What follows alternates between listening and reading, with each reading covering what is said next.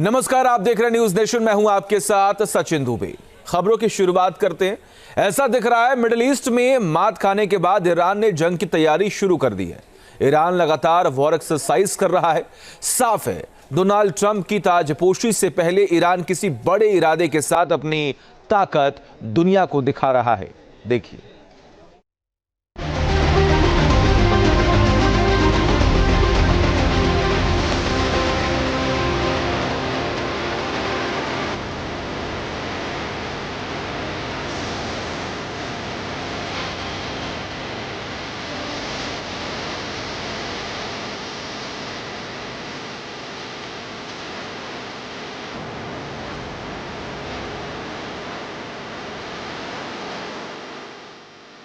Iran की जंगी तैयारी तेज, Trump को सीधा मैसेज।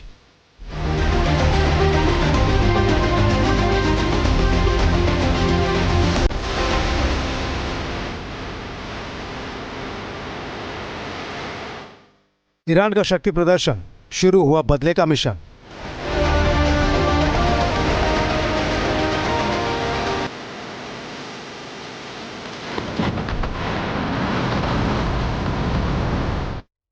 मिसाइल और ड्रोन की ताकत, किस पर टूटेगी आफत।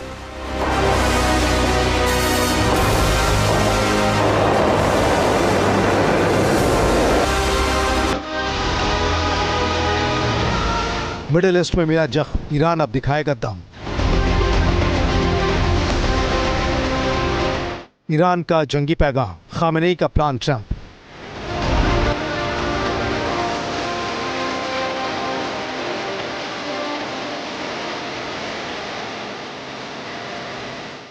मिसाइल, ड्रोन, हेलीकॉप्टर, बीहड़ इलाका और हथियार बंद सैनिक। ईरान ने दुनिया के सामने अपनी ताकत की नुमाइश की है। आसमान से लेकर जमीन तक, बम से लेकर टैंक तक।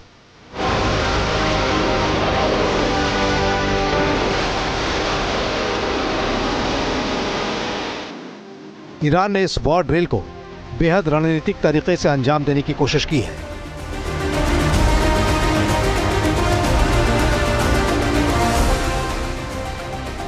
ईरान का मकसद साफ है। डोनाल्ड ट्रंप ईरान के बारे में फैसला लेने की जल्दबाजी ना करें। दरअसल ईरान ने दूसरी बार अमेरिका के राष्ट्रपति पद की शपथ लेने से पहले ट्रंप के नाम इस वॉर एक्सरसाइज के जरिए मैसेज भेज दिया है।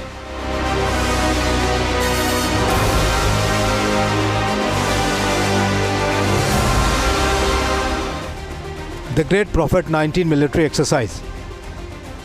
ईरान ने यही नाम दिया है इस युद्धाभ्यास का, जो इस वक्त नातांज इलाके में जारी है। ईरान के इस वॉर एक्सरसाइज में छिपे मैसेज को डिकोड करना मुश्किल नहीं है, क्योंकि नातांज वही इलाका है जहां ईरान की अंडरग्राउंड न्यूक्लियर फैसिलिटीज है।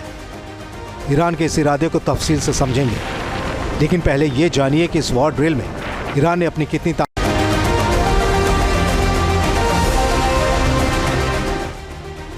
एक्सरसाइज के दौरान Mi-17 हेलीकॉप्टर और हाइड्रा रॉकेट्स भी नजर आए हैं। ईरान ने पिछले कुछ हफ्तों के दौरान एक से ज़्यादा वॉर ड्रिल को अंजाम दिया है। इनमें 1,10,000 की ताकत वाले पैरामिलिट्री बेसिस फोर्स भी शामिल है। लेकिन नातांज न्यूक्लियर साइट के पास वॉर एक्सरसाइज ईरान के लिए रणनीतिक फैसला है। सेंट्रल ईरान में स्थित नातांज कई बार इजरायली हमलों की जद में आ चुका है। नातांज में ही ईरान का यूरेनियम संवर्धन प्लांट है। नातांज न्यूक्लियर साइट को अगले किसी भी हमले से बचाने के लिए ईरान यहाँ लगातार वॉर ड्रिल कर रहा है। सीरिया में बशर अल असद के तख्तापलट के साथ गाजा में हमास, लेबनान में हिजबुल्लाह और यमन में हुती विद्रोहियों की लगातार हो रही घेराबंदी से मिडिल ईस्ट में ईरान को बड़ी मात मिल चुकी है। जो उसके अड्डे थे IRGC के वहाँ पर हेडक्वार्टर्स थे, और जो उसके एम्यूनिशंस का स्टॉक था, और जो उसका रास्ता था दूसरे अपने प्रॉक्सीज को हथियार बेचने का, वो सीरिया में ख़त्म हो गया बशर अल असद के तख्ता पलट के बाद। लिहाजा अब ईरान ये बताने की कोशिश कर रहा है कि I am not a spent force, मेरे में अभी भी ताकत है, और इसीलिए वो द ग्रेट प्रॉफिट 19 इस वॉर एक्सरसाइज के जरिए अपने हथियारों का प्रदर्शन कर रहा है। जाहिर है ईरान हमलावर रुख के साथ अपनी हिफाजत कर रहा है। शायद उसे कम होते विकल्पों का एहसास है, लेकिन ईरान की ताकत को कम आंकने की भूल अमेरिका भी नहीं कर सकता। Team news nation. News nation अब व्हाट्सएप पर खबरों के ताजा अपडेट के लिए न्यूज नेशन के इस QR कोड को स्कैन करें।